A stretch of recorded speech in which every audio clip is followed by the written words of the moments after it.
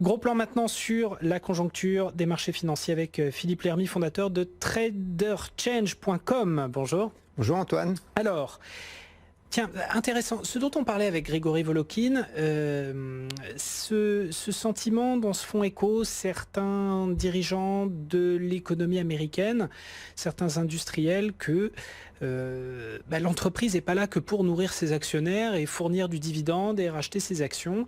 Est-ce que c'est quelque chose qui vous parle ? Est-ce que c'est quelque chose que vous ressentez dans la sphère économique, là, maintenant, en ce moment ? Est-ce que c'est quelque chose qui émerge ?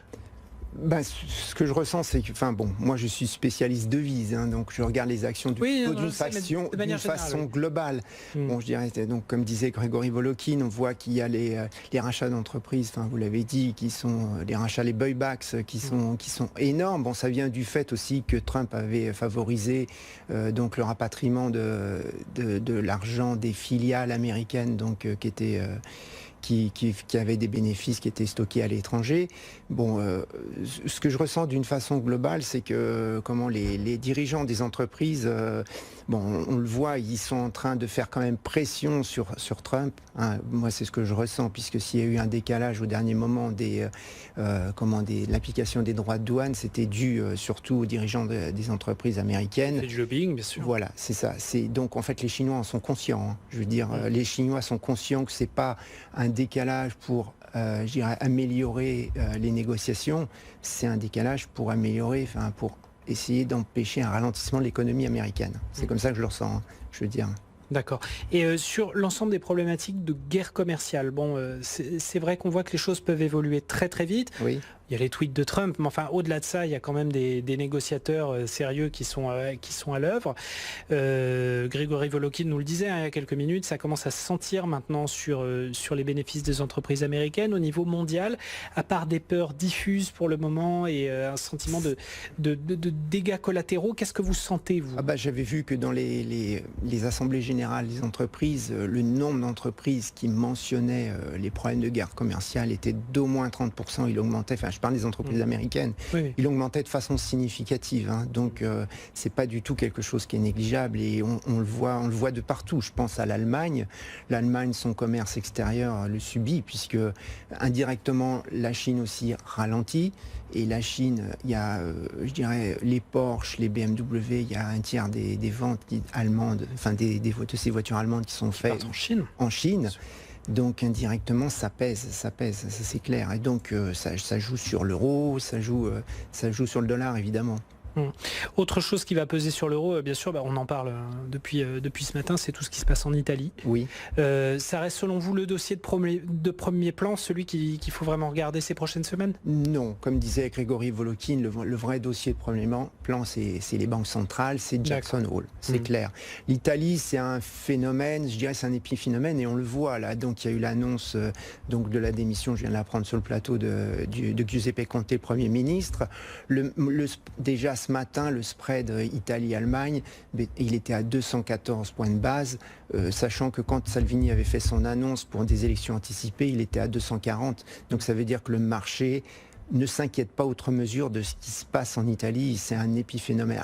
C'est un phénomène de faiblesse supplémentaire qui se rajoute. Et là, la conséquence, je pense que la démission du Premier ministre fait que maintenant c'est au tour de Mattarella, le président, de prendre une décision. Donc soit il forme un gouvernement, alors il va faire sûrement un gouvernement technique pour faire passer le budget. Puisque le gros problème, ça va être ça, il a annoncé Conte, c'est que Salvini voulait supprimer, évidemment, il a annoncé la semaine dernière, il disait je veux supprimer la hausse de la TVA, donc il passerait de 22 à 25% en 2020, sauf qu'elle est nécessaire puisqu'elle rapporte 23 milliards d'euros, elle permet d'avoir un déficit par rapport au PIB. Donc l'Italie avait annoncé avec cette mesure 2,04% à l'époque, et c'est ça qui fait que la Commission européenne n'avait pas engagé une procédure de déficit excessif contre l'Italie. Donc je dirais le marché est plutôt soulagé, sachant que Mattarella est quand même quelqu'un d'origine plutôt parti démocratique. Il y a des chances qu'il fasse ça, qu'il reporte les élections qui ne demande pas des élections anticipées, donc une dissolution de la Chambre. C'est pas son intérêt. C'est pas. Je veux dire, il faut pas oublier qu'en mars 2018, quand il y a eu les élections, la situation n'était pas du tout la même. C'était le parti 5 étoiles qui avait 2 fois plus de membres élus, je dirais. Donc la donne n'était pas pareille. Donc là, ils ont tout intérêt à faire décaler dans le temps, je dirais, aussi bien les démocrates que le centre-droite, que le 5 étoiles, ils ont tout intérêt à décaler dans le temps les élections.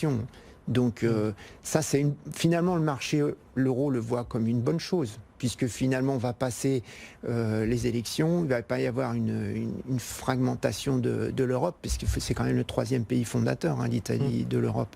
Donc voilà, c'est un épiphénomène. Il y avait un risque dissymétrique, c'était soit...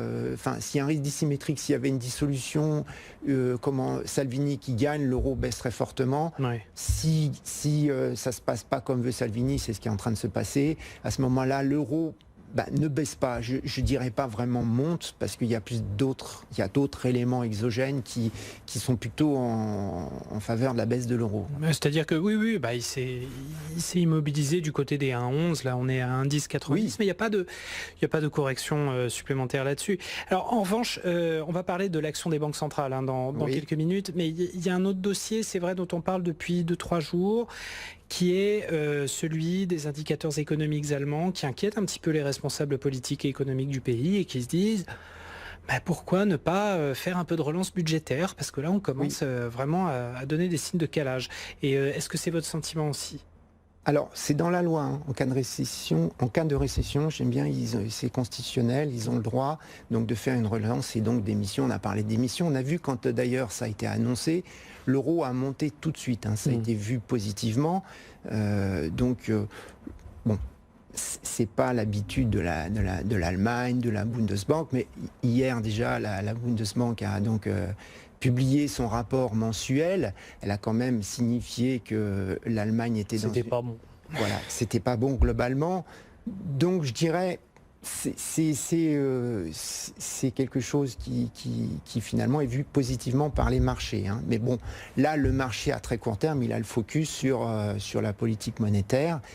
Donc il va y avoir Jackson Hole. Donc comme disait Grégory Volodkin, juste avant, on va avoir les minutes de la Fed. Donc elles sont intéressantes parce qu'on va voir quelle est la pensée donc individuelle des membres. On a vu hier Rosengren qui a parlé. Donc c'était un des deux dissidents en faveur de la hausse. Alors je vous rappelle que au FOMC, ça c'était le FOMC du 31 juillet, celui qui était de mi-juin, c'était l'inverse. On avait un dissident qui était Bullard en faveur de la baisse, qui après avait dit mais attendez, moi je fais partie des 8 membres qui voulaient une baisse, mais en réalité, je ne suis pas celui qui voulait 2 baisses de taux tout de suite dès le 31 juillet. Donc déjà, on a eu ça. Maintenant, il faut qu'ils précisent leurs intentions, ça devient donc là, on avait ça. Il ne faut pas oublier que là, donc au 31 juillet, on n'avait pas les dot plots qui nous disaient, je dirais sans les nommer, mais qui nous disaient qu'il y avait 8 membres qui voulaient au moins une baisse des taux au 31 juillet. Mais il ne faut pas oublier qu'il y avait 9 autres membres qui ne voulaient pas de baisse des taux. Donc ça, faut pas l'oublier. Alors, pareil, là, s'il y avait le marché à intégrer 50 BP donc pour le prochain FOMC, qui est le 18 septembre, ils ont aussi intégré, du coup, 25 BP encore en octobre, et la moitié de 25 BP donc en décembre. Si elle faisait 50 BP, alors déjà, les recherches économiques montrent que la Fed a fait 50 BP quand il y avait vraiment une récession. Donc, est-ce que ça serait bien pris ? Pas forcément. Ça pourrait être le début de la prophétie autoréalisatrice, alors que personne ne veut de récession. Si elle faisait une baisse intermitting, c'est pareil. Je veux dire, ça veut dire, tiens, comment ça se fait ? Elle est perturbée. Bon, ça ne serait pas quelque chose de bien vu. Donc pour Powell, donc qui va parler vendredi, donc il est prévu de parler vendredi à 16h, l'exercice va être super dur, plus que d'habitude, parce que déjà, donc lors du FOMC, il avait annoncé que c'était juste un ajustement de milieu de cycle, c'était pas le prélude à plusieurs baisses des taux. Bon, il est obligé de le dire, il est obligé de le dire, ça.